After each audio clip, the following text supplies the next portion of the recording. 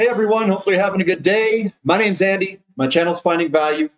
Today we're going to do our daily technical analysis update of commodities. We're going to get in there, go over the dollar, yields, precious metals, and commodities and ETFs that I follow. Obviously, I'm going to be giving a bunch of my financial opinions about the charts that we're going to look at. And if you guys need any help with anything, definitely check out finding-value.com. Use the word discount in the coupon code, get yourself a discount. And we do have a Sunday, 5 p.m. Mountain Standard Time question and answer session where I answer your questions on a Zoom meeting. All right, guys, so let's dive in. Let's take a look. So we've got the dollar here, the DXY. Again, we're right above that support level, and it is moving all around above it. Are we going to break higher? Are we going to break lower? That is for the market to determine. But when looking at this pattern here, what I would say is that this is going to go higher by looking at the pattern and not knowing what this is. If support's here, you're coming down and the buying and selling pressure of these candlesticks are coming basically to a dead period or to a spot where buyers equal to sellers, I think that we're probably going to go higher in the DXY. What does that mean? It means that yields, if you look at yields as well, we're also against their support level. This is logarithmic here, so you tie in all these lines, and we're right above it, and we've contracted down above it where the buyers equal to sellers. That's where you get those small opening and closing prices. You come in here and you look at it, it's just going right on support, and it's bouncing off that support level. But looking at the dollar, looking where the dollar's at, and looking where yields are at, I think that this is just one big flag pattern that's going to continue to the upside. I could be wrong. If we break to the downside, then we break to the downside. But right now, it's holding up quite well. The 30-year yield is also holding up well, and it looks like it wants to try to break to the upside. Now, we don't have a clean break here, at least not yet. Generally speaking, you get these patterns that consolidate upward, and then they usually keep breaking to the upside. So my guess is that we're going to go to the upside. Now, I don't make my investment decisions based off of guesses. I make them based off of the long secular trends. This is all cyclical in the short term. But to me, it looks like we could break to the upside. Higher yields generally indicate a higher inflationary environment or a problem with the debt, either one. Bond prices down slightly today, but again, we're just consolidating here. The TYX-TNX ratio down 1.8% for today, and this is not conducive for oil to go higher because we have higher yields and the ratio's coming back a little bit.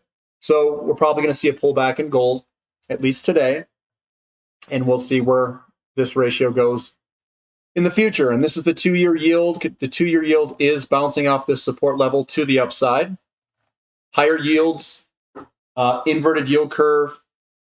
Gold doesn't like that. It doesn't like that. But are we going to get this return move back where that white line is? Right now, we're playing. Let's dive in here a little bit more.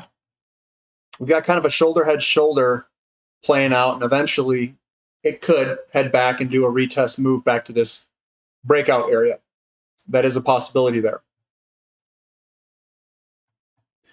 CRB index up 1.87%. It looks like it's trying to hold on to this support level on a longer-term basis.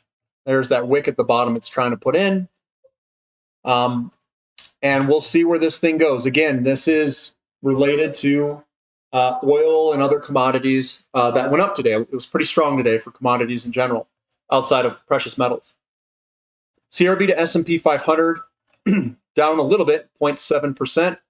The overall markets were quite strong, and generally I'm looking for a pullback to 0.618 for hopefully a wave 2 completion.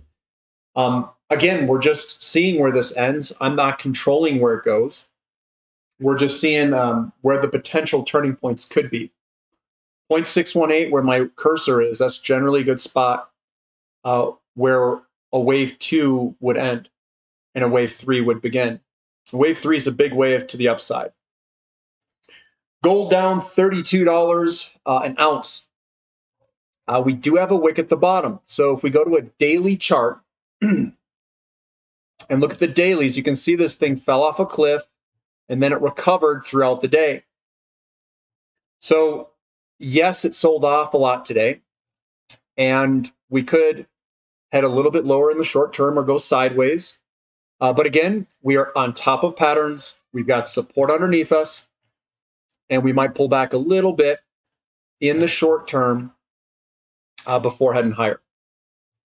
Silver down a little bit as well, down 1.36%. Again, we are still above all of the important trend lines. We're above that, and we could see a little bit of a pullback in the short term if it decides to pull back. Gold is up against all-time highs, and sometimes there's some selling pressure up there. So silver's just following what gold does. Platinum up $22, up 2.12%. Again, platinum's already broken out of this guy, and we're doing a full retest. We just got to wait, be patient, and let it go. And then I think platinum will eventually work its way on higher. XAU to gold ratio. Now, this is important, guys. This is very important. Why is it important? Gold was down today, and the mining companies were not down as much. So we saw outperformance of XAU versus gold to the upside, and this looks fantastic for a move higher. People are accumulating gold and silver mining companies even when gold was going down. What do I call this? We'll call this the gunt shot, where they hit you in the stomach, they hit you in the lower intestines or whatever it is, to get you fearful, to sell your shares, and then they come behind you and they buy it all back up. So when you see that movement where gold goes down and people are accumulating gold and silver mining companies, they're just trying to scare you out of the shares. Those blowhard banks is what I'll call them. I hate it when they do that. But they're doing it. They're trying to get you. They're trying to get your shares, guys. These things are cheap. It's lining up for a potential break to the upside. We could see a good outperformance of the gold and silver mining companies, in my opinion. GDX down a little bit, but we're up against that resistance. This resistance on a monthly candlestick, I put it on the closings of the monthlies. We're right there trying to break out for GDX. GDXJ, it's looking good on the juniors too. It's starting to come on up. Yeah, we were down a little bit today, but given gold down $30 and GDX down 0.4%, that's a win to me. This is very strong. I like it here, guys. SILJ up 0.27%, putting in a bullish engulfing. You know you're strong when you break out of the channel or out of the falling wedge, and you're up, putting in a bullish engulfing on the dailies when silver's down 1.37%. When have we seen that, guys? Come on, be honest with yourself. This is a pretty rare situation, and it's looking very strong. So go SILJ. Crude oil up 4.14%. Now, I'm waiting to see where this thing goes. We might get a little bit of bouncing. If oil is the spot to be, we should be seeing the exploration production companies outperform the commodity itself. So that's something we want to look for. If it's not, and other sectors are outperforming the commodity, like GDX, GDXJ, and SILJ, you may want to look at those. So crude oil is up 4%, nice strong day, bouncing off support. Natural gas also up slightly, 0.67%. And I do think we could see a little bit more sideways grinding action. Now, XOP was up 3.5%. It seems like a lot, but crude oil was up 4.13%. So I'm waiting to see where this thing goes here, guys. I am definitely a bull on oil and energy services and all that stuff. But I'm just waiting to see how the companies are reacting here this next week. OIH, also the same thing. This isn't a confidence-inspiring candlestick here. It's kind of like, yeah, we gapped up, but we didn't really believe it. We sold off a little bit throughout the day. We also have large selling pressure that's still in here and no real large green candlesticks. Greenies are gone out of this chart on the right-hand side here. And that's what I look for reversal bottoms. I look for small red candlesticks and large green candlesticks. This point forward, it's mainly large red candlesticks and smaller green candlesticks. Could we get further downside in the energy sector? It's possible. It depends how much fear is in this market. The Sprott Physical Uranium Trust still playing with its trend line, trying to break to the upside. Looking at a bigger picture view, that's what it looks like. And then we got the big trend line we want to break at 18.15. That's what we want to break. Uranium's looking actually not too bad. It's turning around, and we're starting to lay fatter green candlesticks. That's what we want to see. We want to see the buyers come in here and push this thing higher, and we want to see the strength gain throughout the day. So here's the 5-day. You can see a left to right action. That is what we want to see. It looks very strong for uranium, moving on up. So, uranium's looking pretty good here. Hopefully that momentum can continue. We do have a little bit of resistance kind of right where we're at, and we'll see if we can punch through and stay above it. TAN getting a little bit more buying pressure today, still below its lower trend line. Doesn't look bad. Doesn't look, it looks recoverable, put it that way. We may not go lower. We'll see. Short term is always the toughest to get right, very short term. Longer term, if you were to say, Andy, where do you think this is going to go longer term? I'm going to say, yeah, it looks like it's going to go higher. Even if this takes a little bit of a dip, I'd still think higher, higher, higher, higher, because you're above a double bottom, broken out, and consolidating above it. Copper up 3.43%. Pretty strong day today. So that's looking good. The day looks really good, and we'll see where that goes this next week. Let me throw a trend line in here just to see. Yeah, it's somewhere in there. We'll see. Lithium also squeezing on up, still squeezing on up. Yeah, we were up today 2.6%, but we are squeezing in this big falling wedge. There's a lot of falling wedges, just like this one, across the commodity complex. Fertilizers, lithium, oil and gas companies, a whole bunch of stuff. REMX is also doing it. And this guy's looking stronger, up 3.76%.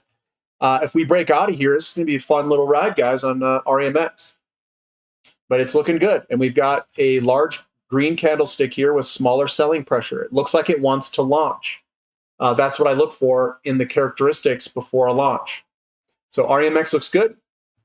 SPX. So I drew this in here as well. It looks like we could be squeezing up to the upside. What does that mean?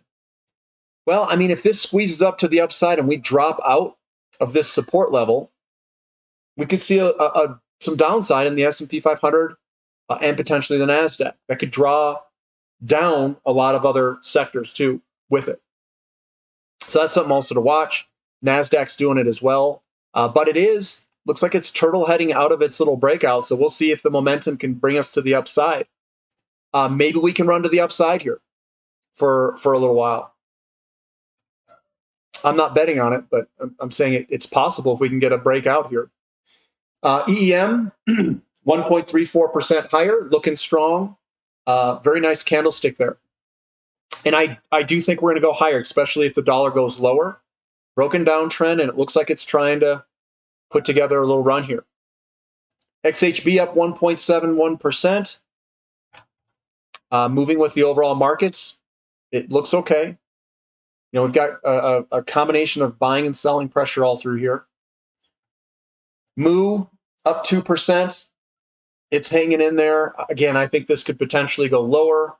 We've broken out of this pattern to the downside, and it could accelerate lower depending on what the overall markets do. Copper up 0.84%, bouncing off that support level. So it's holding on at the moment. Lumber right underneath its resistance line, so we'll see if this thing turns over and sells off. If that is the case, we could see the housing starts start to slow down. We're holding on right now, but I'd like to see it slow down if it is going to go down. But that's still holding on at the moment. Iron ore just moving sideways. We've got that nice big pullback to the area where I think we're going to find some support. Nickel up 0.81%. That looks really good from a weekly candlestick basis. Looks like it wants to go higher. Aluminum up 1%. That's hanging on too. Looks like we're just moving sideways at the moment. Baltic Dry Index moving sideways. Small down day. I still think we're going higher with it. Short term, medium term, going higher. Newcastle coal futures down 5%. It's still basing out. We're still early. One thing that I don't do is when you get a move that's very big, I don't try to buy right after it. I wait for it to kind of base out. Let this base out. It's probably going to take 6 months, maybe even a year to kind of base out a little bit. Maybe not that long. Maybe it's 5, 6 months, 3 months, whatever it is. Let it base out, then look at it, and then usually get a run after a base.